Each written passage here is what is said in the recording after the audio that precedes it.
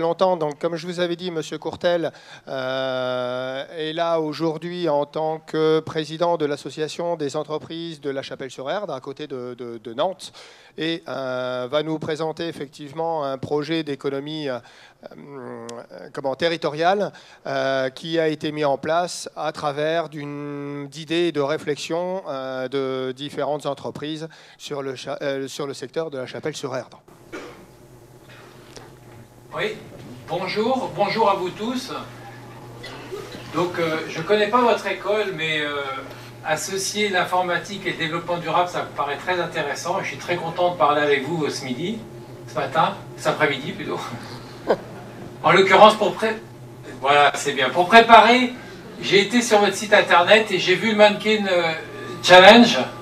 Et je vais essayer de faire de telle sorte que ça ne se transforme pas dans ce que vous avez fait comme Mannequin Challenge, qui est assez amusant, mais en l'occurrence, c'est la première fois que je m'adresse à autant de personnes par vidéoconférence. Donc, l'objet de mon intervention, c'est de vous parler de l'expérience qu'on a d'une association à La Chapelle-sur-Erdre. Je n'ai pas de support à vous proposer et je n'aurai pas de support à vous envoyer. Donc, si vous voulez garder un petit peu de mémoire de ce que je vous dis, prenez 2-3 notes, mais je n'ai pas de support à vous donner. D'abord, je vais vous présenter un peu Moi, je suis le directeur administratif et financier d'une entreprise qui s'appelle VIF et qui développe des logiciels dans les métiers de l'agroalimentaire. Nous sommes 200 à La Chapelle-sur-Erdre et nous développons des logiciels de gestion que nous installons partout en France et un peu à l'international. Et pour vous donner quelques points de repère, dans la région, nous équipons tout le groupe Terrena Gastronome, qui est un groupe que vous connaissez peut-être, avec des abattoirs de bovins et des abattoirs de volailles. Donc ça, c'est le métier de l'informatique et le métier de la société VIF. Et là, aujourd'hui, je vous parle parce que je suis aussi le président d'une association des entreprises de La Chapelle-sur-Erdre. La Chapelle-sur-Erdre, c'est une commune un petit peu comme Saint-Barthélemy-de-Joux et est à côté d'Angers. C'est une petite commune qui est à côté de Nantes. Et nous sommes arrivés ici il y a un peu plus de 12 ans. Et nous nous sommes rendus compte que c'était une commune qui avait une tradition un peu rurale et pas encore industrielle. Et ils ne connaissaient pas beaucoup ce qu'étaient les entreprises, ce que pouvaient apporter les entreprises. D'ailleurs, on a été même plutôt vus comme des gens qui apportaient une forme de perturbation par le nombre de voitures que nous pouvions représenter le matin, la pollution que pourrait représenter le fait que les voitures arrivent. Et du coup, j'ai eu des contacts avec les associations locales qui nous voyaient comme un peu des perturbateurs. Donc, on a présenté notre projet et on a été plutôt bien vu quand même en arrivant, mais nous nous sommes rendus compte que toutes les infrastructures n'étaient pas obligatoirement complètement adaptées aux entreprises et nous savions qu'il devait arriver un tram-train. Je ne sais pas si vous savez ce que c'est qu'un tram-train. C'est un train qui a un fonctionnement un peu entre le TER et un tram en ville. Et il y avait une ligne qui était prévue entre Nantes et Châteaubriand. Et nous nous sommes rendus compte assez rapidement que le tram-train ne prévoyait pas de s'arrêter dans notre zone artisanale. Et en se réunissant avec d'autres entreprises, nous avons fait une pétition qui nous a permis d'appuyer une demande du maire de La Chapelle-sur-Erdre et du coup d'avoir un arrêt de tram-train. Et je vous parle de ça parce que ça a été une première expérience qui nous a permis de nous rendre compte qu'entre entreprises, le fait de se réunir pouvait permettre dans une commune de montrer un peu les intérêts communs que pouvaient avoir les entreprises et ça nous a permis de monter des projets entre entreprises pour un peu développer en tout cas des projets collectifs autour du développement durable. Donc ça a été notre projet. Nous nous sommes réunis en association Et nous avons commencé une série de projets qui étaient tous liés autour du développement durable, sachant qu'il y a 10-15 ans, le développement durable n'était pas encore à la mode comme il l'est aujourd'hui. Et d'ailleurs, nous nous sommes rendus compte que le fait que nous parlions de développement durable au sein d'une association d'entreprises était, pour certaines entreprises, une forme de découverte. Et pour certaines entreprises, ça a eu un effet d'entraînement alors qu'elles ne pensaient même pas parler de ces sujets au sein de leur entreprise. Comme première action, nous avons mené un bilan carbone. Pourquoi mener un bilan carbone? Parce que au moment où nous parlions de ça, nous ne nous rendions pas compte de ce que pouvait être l'impact environnemental de nos entreprises et de nos activités. Et il y a eu un effet d'entraînement. Au niveau de la Chapelle-sur-Eure, nous étions déjà 8 entreprises. Et au niveau de Nantes, nous avons eu, via le CJD, qui est le club des jeunes dirigeants, 3 autres entreprises qui nous ont rejoints pour faire ce bilan carbone. Un bilan carbone, je pense que vous savez ce que c'est le fait de mesurer l'impact environnemental, en tout cas l'impact de génération de gaz à effet de serre. Et donc, au sein de chaque entreprise, nous avons mené des questionnaires qui nous a permis de mesurer l'impact environnemental de nos activités. Et pour une entreprise informatique comme la nôtre, nous nous sommes rendus compte que 80% des émissions de gaz à effet de serre étaient liées à nos déplacements chez nos clients et les déplacements tout simplement des collaborateurs qui venaient au travail. Et d'ailleurs, pour bien visualiser les choses, 40% des gaz à effet de serre étaient émis par les allers-retours des collaborateurs pour venir au bureau, 40% étaient liés au déplacement des collaborateurs pour aller chez les clients. Sachant que nous allons régulièrement chez les clients en avion, en voiture, et donc c'est quand même assez important. 20% des émissions de gaz à effet de serre étaient liées au bâtiment, au chauffage et autres choses un peu comme la consommation de produits à droite et à gauche. Et donc ces bilans carbone à 13 entreprises nous ont permis non seulement déjà de sensibiliser sur les émissions ce que nous émettions, mais ça nous a permis aussi de nous comparer entre entreprises. Et là, ça a été très intéressant parce qu'on s'est rendu compte que pour des usages assez comparables, nous pouvions avoir des consommations très différentes. Je vais vous prendre plusieurs exemples. Nous nous sommes rendus compte que nous qui étions des entreprises informatiques, on avait l'habitude de renouveler nos ordinateurs de l'ordre de tous les 4 voire 5 ans. Et on s'est rendu compte qu'un expert comptable qui avait finalement un besoin moindre d'informatique renouvelait ses ordinateurs tous les 3 ans.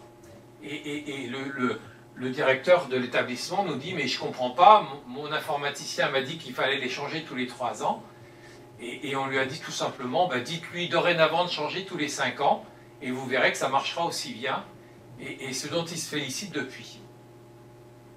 On a eu d'autres effets d'entraînement à partir des constatations que nous avions. Par exemple, nous avons calculé le nombre d'imprimantes qu'il pouvait y avoir par collaborateur et nous nous sommes rendus compte que pour des activités comparables, eh bien, certains avaient une imprimante par collaborateur pratiquement, ça c'était pour l'expert comptable, mais dans les métiers de l'informatique, on s'est rendu compte qu'il pouvait y avoir des disparités très importantes. À titre d'exemple, aujourd'hui, nous sommes 200 sur notre site et nous n'avons qu'une imprimante pour 25 collaborateurs. Et d'ailleurs, on s'est rendu compte que dans le temps, le fait de supprimer les imprimantes faisait que finalement, on s'habituait à travailler de moins en moins avec des éditions.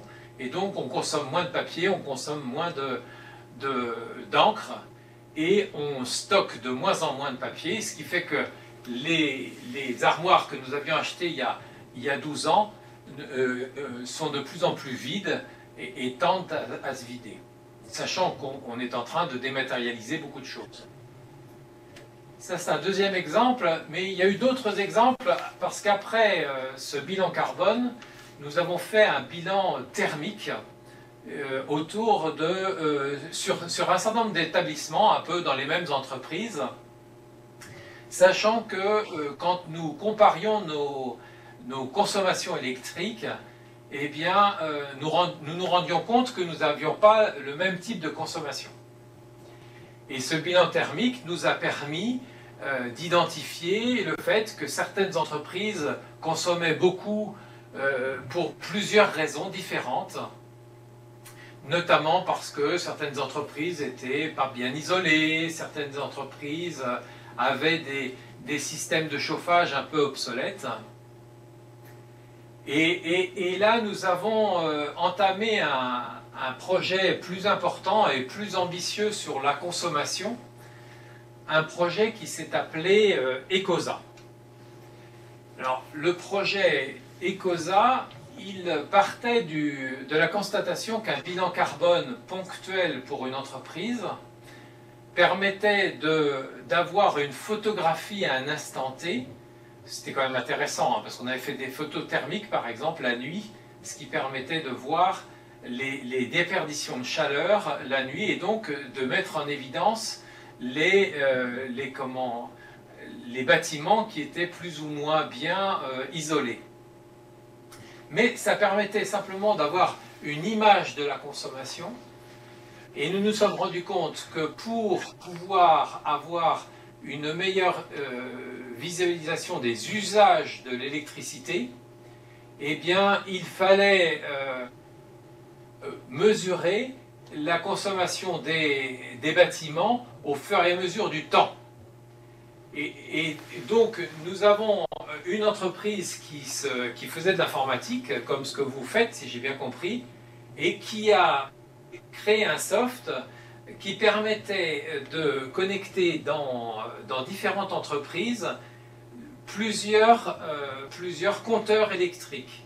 Et donc, dans une entreprise comme la nôtre, par exemple, nous avons mis 3 compteurs électriques. Un compteur qui permet de mesurer la consommation des serveurs informatiques.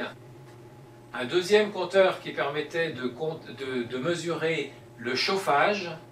Et le troisième compteur qui permettait de mesurer la globalité, ce qui fait que par différence, nous avions les ordinateurs portables et l'électricité courante avec la lumière, etc. Et donc, nous avions dans tous les établissements 3 types de mesures d'électricité, et ce sur une dizaine d'établissements sur la Chapelle-sur-Erdre. Et nous nous sommes rendus compte que le fait de mesurer par des courbes la consommation de chacun des bâtiments, ça nous a permis, sur chacun des bâtiments, de prendre conscience de l'usage que nous faisions d'électricité. Je vais vous prendre 2 ou 3 exemples de résultats.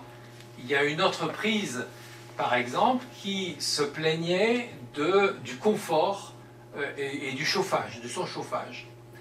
Et en ayant mesuré, elle s'était rendue compte qu'elle consommait beaucoup d'électricité, et malgré ce fait, elle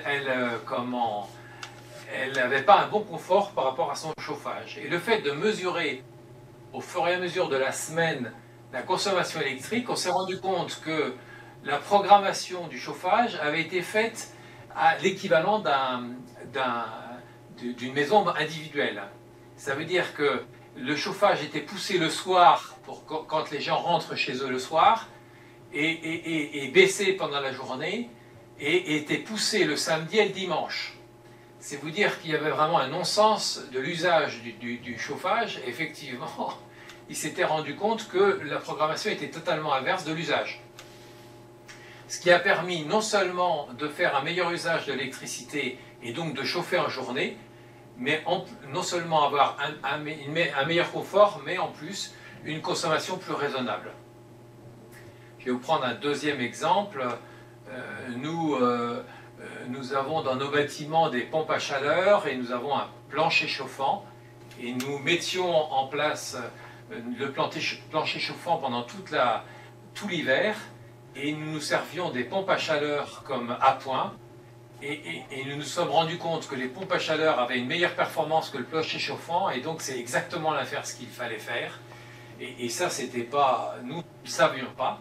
Et donc nous ne mettons aujourd'hui en route le pêcher chauffant que quand il fait très froid, et les pompes à chaleur en permanence, et c'est elles qui sont les plus performantes et qui permettent d'avoir un meilleur chauffage. Il y a eu d'autres économies du même style, mais en tout cas, ces exemples-là montrent que le fait que nous fassions une association et que nous nous sensibilisions à travers différentes entreprises, eh bien, ça nous a permis de mettre en œuvre des projets qui ont permis collectivement et avec un effet d'entraînement entre nous pour faire des économies et avoir une démarche plus vertueuse. Je peux prendre d'autres exemples parce qu'avec l'ADEME, en collaboration avec l'ADEME à Nantes, nous avons fait un travail autour de l'usage des voitures. Et chacune des entreprises a fait un bilan de l'usage des voitures, du coût que représentent les voitures. Et nous nous sommes rendus compte, par exemple, que certaines entreprises utilisaient leurs voitures et les voitures faisaient entre 20 et 30 000 km par an, et d'autres avaient à peine un usage de 10 à 12 000 km par an. Et donc on se rend compte qu'il y avait des possibilités d'optimisation et il y a eu des efforts de fait quant au fait d'utiliser les voitures de façon plus collective. Je prends un exemple. Nous avons un parc de voitures avec entre 10 et 15 voitures qui sont réservées sur un agenda, et quand un collaborateur a besoin d'une voiture, il la réserve et il l'utilise, et quand il n'en a plus besoin, il la laisse sur le parking. Et ce qui fait que, en moyenne, nos voitures font plutôt 20 à 30 000 km, ce qui est plutôt vertueux parce que le fait d'avoir des voitures qui ne servent pas n'a jamais été très intéressant. En plus, en parallèle de ça, chacun des exemples que je viens de vous noter, je pourrais parler je vais en parler tout à l'heure d'ailleurs, d'usage, de tri des déchets. Comment nous nous sommes motivés pour mettre toutes ces actions en œuvre? Eh bien, nous nous sommes rendus, d'abord, au départ, c'était un engagement individuel des responsables d'entreprise, et c'est vrai que nous avions envie de mener des actions pour le développement durable, mais en même temps, nous nous sommes rendus compte que tous les exemples que je viens de vous citer étaient non seulement intéressants d'un point de vue développement durable, mais à chaque fois permettaient de faire des économies d'électricité, des économies dans les voitures, dans l'immobilisation des voitures. Et je peux prendre comme dernier exemple les déchets, la gestion des déchets. Nous avons fait un gros travail pour mettre en place du tri des déchets. Et nous nous sommes rendus compte que plutôt que, en tout cas pour notre entreprise, nous avions une grande benne qui était enlevée par Veolia une fois, je ne sais plus, tous les 15 jours ou tous les mois. Ça nous coûtait assez cher dans l'année. Et le fait de mettre du tri des déchets nous a permis non seulement de faire des économies, mais d'être assuré que chacun de nos déchets sont bien réutilisés. Et en plus, nous avons la traçabilité de nos déchets et nous avons une assurance, par exemple, que la D3E, c'est quoi? Ce sont les déchets informatiques, les vieux ordinateurs, les vieilles imprimantes, les cartouches d'imprimantes. Eh bien, tout ça va dans des endroits qui permettent de les réutiliser je ne sais pas exactement quoi faire, mais en tout cas être réutilisés. Le dernier projet que nous avons fait sur les déchets, et là ça va directement avec l'économie circulaire, nous nous sommes rendus compte que plusieurs entreprises faisaient du café. Il y a des gens sur la zone qui mettent du café à disposition dans des machines à café dans les entreprises. Et ils ne savaient pas quoi faire du café, du marc de café. Et nous nous sommes rendus compte que dans les champignonnières autour de Saumur, eh bien, le marc de café était recherché pour, je ne sais pas pourquoi ils utilisent ça, mais en tout cas, c'est bon pour faire pousser les champignons. Et du coup, nous nous sommes rendus compte que non seulement on n'avait plus de mal à jeter le marc de café, mais on avait moyen de le vendre aux champignonnières autour de Saumur. Donc voilà, je vous ai donné là en quelques mots l'expérience que nous avons de réunir des entreprises motivées autour de sujets de développement durable et du coup toutes les expériences que nous avons pu faire pour développer des actions qui ont été jusqu'à faire de l'économie circulaire dans le dernier exemple que je vous ai donné. J'aurai éventuellement d'autres exemples autour des transports. Je vous ai parlé au départ du fait que 80% des émissions de gaz à effet de serre étaient liées à nos déplacements. Et nous avons collectivement mis un certain nombre d'actions pour favoriser le covoiturage.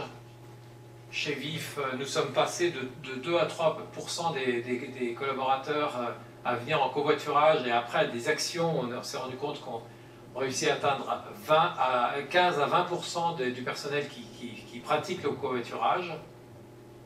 Et nous avons aussi mené des actions autour du vélo. Et aujourd'hui, l'hiver, on a à peu près 4 à 5% des collaborateurs qui viennent en vélo, et l'été, il y en a à peu près le double. Bon, en même temps, je vous ai parlé des économies qu'on faisait par rapport à ça. Il y a un autre élément qui me semble relativement vertueux. Comme nous faisons régulièrement des stages, nous proposons des stages à des ingénieurs, qui en général, c'est des stages de fin d'études d'ingénieurs. Et nous demandons à ces élèves ingénieurs de faire des rapports d'étonnement. Et on a été surpris de voir que sur le rapport de stage d'un élève ingénieur, il était doté qui s'était bien plu dans l'entreprise pour différentes raisons, et notamment pour une raison liée à l'engagement de l'entreprise dans le développement durable, qu'il avait bien vu de façon visible par les corbeilles de carton qu'il y avait, avec le papier que nous mettions dans ces corbeilles, et c'est effectivement la façon dont nous faisons pour trier nos déchets. Et donc, aux yeux de cet élève ingénieur, l'entreprise, il avait plutôt une image favorable de l'entreprise, et cet engagement dans le développement durable et dans le tri des déchets était une partie visible pour lui de l'engagement que nous avions dans le développement durable. Voilà ce que je voulais vous dire, ce que je proposais de vous dire par rapport à ce que nous faisons avec l'entreprise. Vous avez peut-être d'ailleurs des questions à me poser, en tout cas, ou des éclaircissements, ou des réflexions. Je suis prêt à vous écouter. Monsieur Courtel, merci.